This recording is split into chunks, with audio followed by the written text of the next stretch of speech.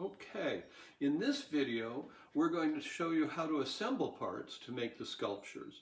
And so we're going to start with the extrusions. Generally when I make these, I'll make a number of extrusions. You saw me making a small cylinder. You saw some large forms over there. This is what a die form looks like for an extruder.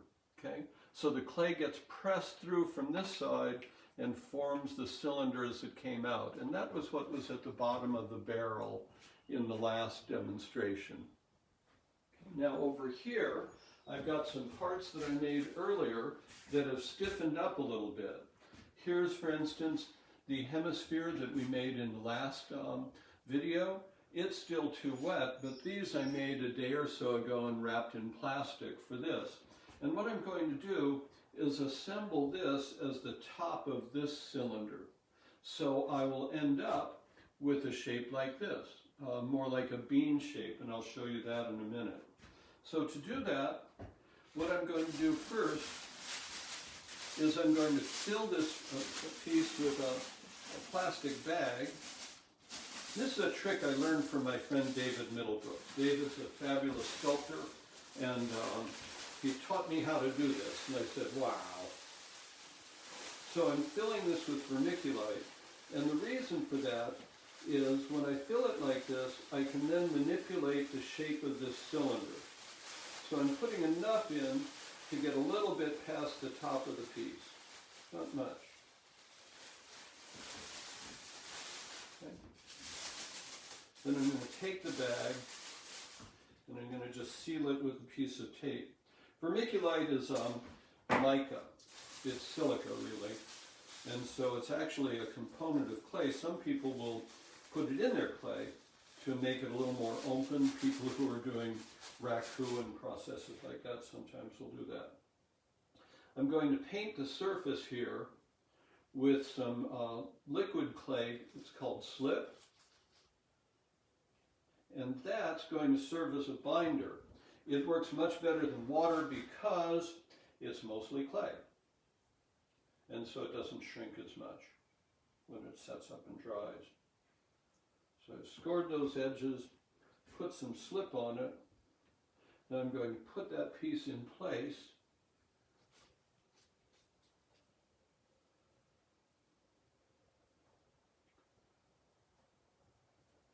And so I don't forget, I'm going to mark this as the top and say cut here, because later on I'm going to have to cut an opening in there and take that bag of vermiculite out of the clay.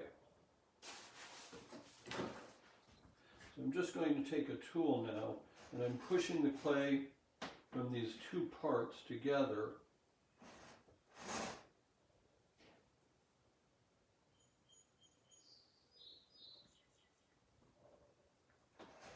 And I'm starting from the top and working down.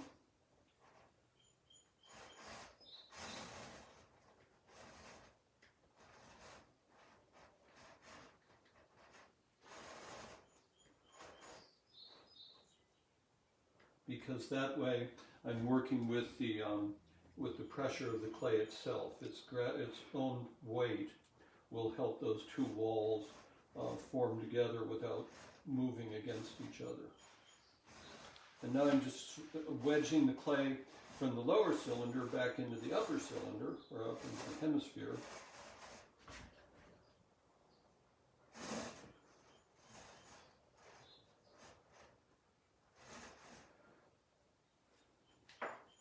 And once I've made it around the circle,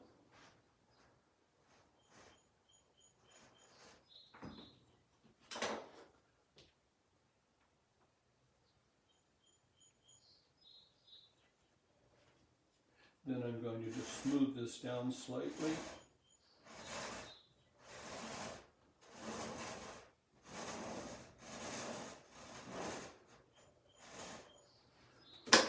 And I will fill those openings with clay.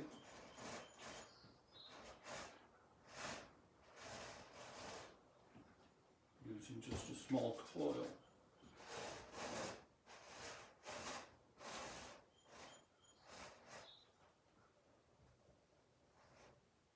Now, at this point, the clay is a soft leather hard. That is, it's very malleable. I can shape it. And once I've filled this piece, I have a cylinder or a form really that's closed in. So at this point, the air trapped inside the piece and the vermiculite in the bag is going to help this shape hold its form. It won't collapse. Wet clay, often it's only so strong and it will fall apart on you if you try and bend or shape a piece too much. But if air is trapped inside it, you can bang all over it and it will just stay where you put it.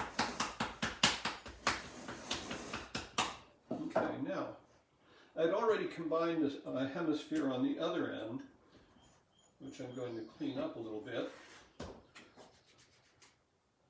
by adding the coiled clay around that part.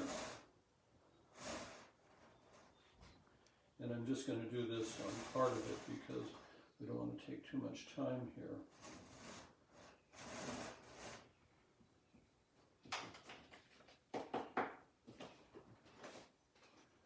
Take a rib, smooth that down.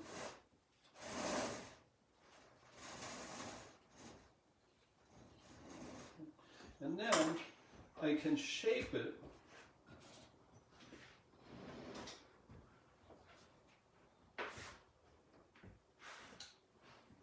by pushing it down over a piece of foam, flattening it out, and the bag of vermiculite will help hold that shape so that I can make a softer pillow-like shape out of this form. Okay. You can see it's collapsing in, so it's like a bean or a pillow. And I'll let that set up. Okay?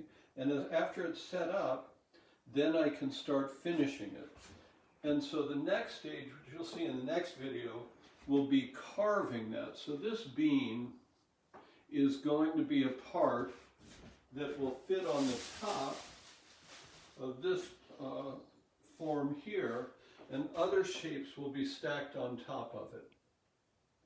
This one will be carved, this one will have things added to the surface, and then there will be other shapes on top. And so in our next video, I'll show you working with finished parts like these cylinders, which are set up a little more, or these shapes. You saw these earlier in this video.